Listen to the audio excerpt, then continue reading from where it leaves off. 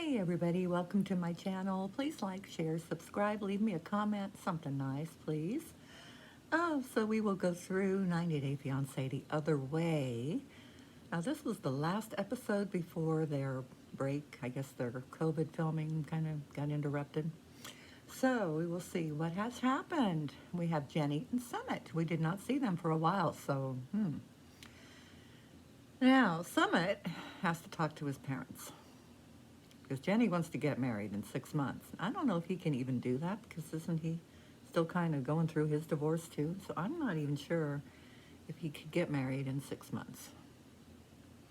But if they don't manage to do that, she will have to leave and then come back again. All they want is to be together. But she knows his parents can be hostile, especially, if he's marrying someone who is twice his age, and there's the child thing again, where she can't give him a child, and yeah. So Devon's mom is finally going home. Now Jehoon is really relieved here. I mean, they have not gotten along pretty much the whole time she's been there, and she pretty much yelled at him, threatened his life, if something would have happened to Drusilla when he was actually the only one that appeared to be chasing her. Her mom says their relationship is like a train wreck, that his parents enable him too much. And she doesn't think he is mature. Well, he is not very mature, but he has been kind of thrown into this role. He really, he didn't have children, let alone dealing with a 3 or 4-year-old child. So yeah, he kind of fell into it, and now they expect him to be dad of the year. He needs a little time to get to know the kids, and learn the routine, and compare notes with her, how we discipline them, how do we treat them, where do we take them, what can we do, that type of thing. And they haven't had that opportunity, mainly because parents have always been hovering in the background. Now, while they're talking, his mom calls and needs her bank card back. Talk about enabling. And he says it's only for gas. That's all he used it for. He needed some gas in the car, but he's got to take it back to her. Okay. And I can understand this because I get hit, regularly for just small things, gas, pictures, book orders, little stuff. And I don't mind helping out, because Jehoon only works part-time, but, a lot of people work full-time, and it's really rough. I mean, it's hard having a family. Kids are very expensive. So, Ari and Benny. Now, she's still lonely without mom. She's getting scared having the baby there. It is her first baby. She'd be scared any place, okay? But especially there. Even though the hospital is really modern and seem like they know what they're doing. So, he says she needs patience. And he's scared that he's going to lose his family again. She's not saying that she will leave, but she says if they're not getting along, why stay? But her idea of getting along is basically to have America in Ethiopia. She wants this, modern apartment and all the conveniences that are just not available for him. So Kenneth and Armando says goodbye to his daughters. They are leaving. He feels really bad that they heard the homophobic slur, and now they also are worrying because they realize that, it's not as safe for him there as what it was. Brittany and Yazan. He goes to her house. She received an urgent message about her divorce. She has to be back in, I think, Chicago in 3 days, so she's planning on leaving. She's using the excuse of her sister having a baby, which is also true, but baby is kind of secondary. So he doesn't like the idea of her going, and she says she's going to come back. And I don't think he believes that she will, and I'm not so sure either.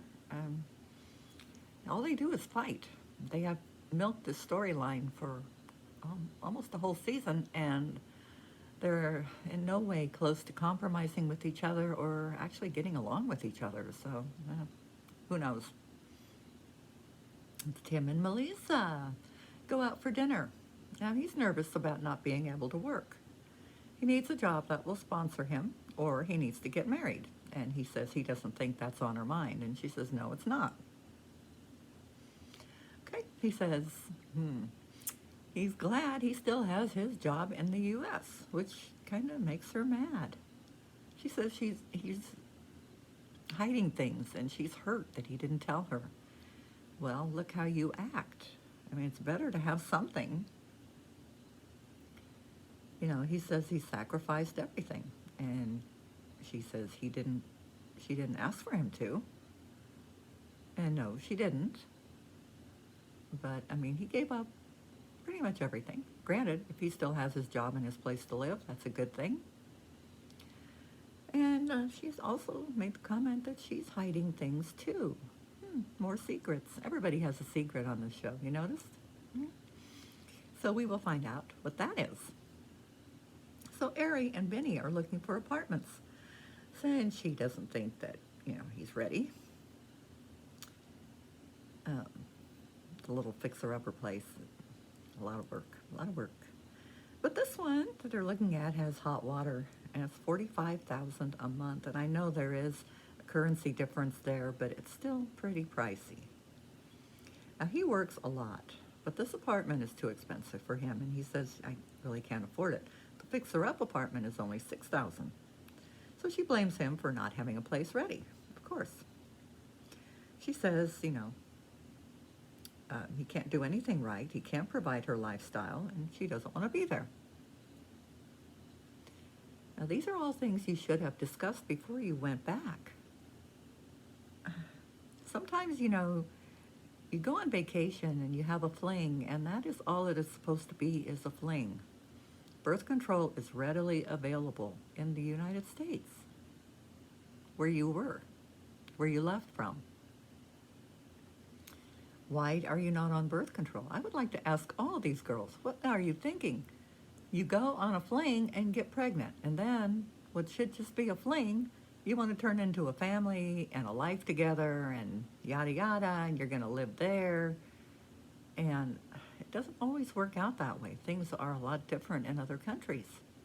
Not just the culture, but the living conditions are different. The rate of pay is different. If you want America, stay in America.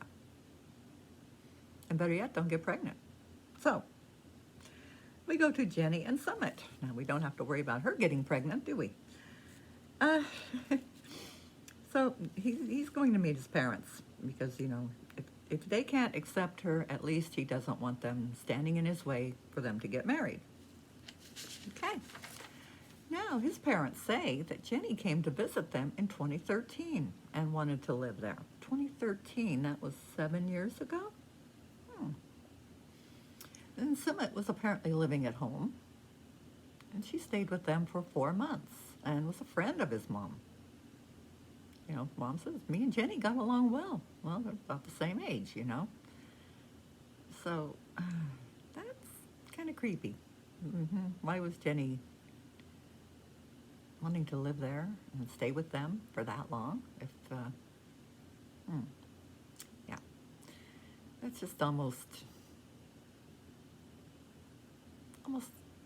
pedo, I mean, really. Got eyes for your son, but I'm going to be your friend to your face so I can live here and sneak down the hall at night. Oh. Okay. So we will see where this picks up next time. We are going to do some other stories because there's not a lot of reality TV right now. So till Mama June returns, we are going to do some different stories. We'll go back to the Maddie McCann case and the Doomsday Mom, Lori Daybell, check up on them, see what they are doing, and bring in some new ones. And Halloween is coming. Maybe we'll do some actual ghost hunting. Okay, anything in particular you want? Leave me a comment. I'll see y'all later. Bye.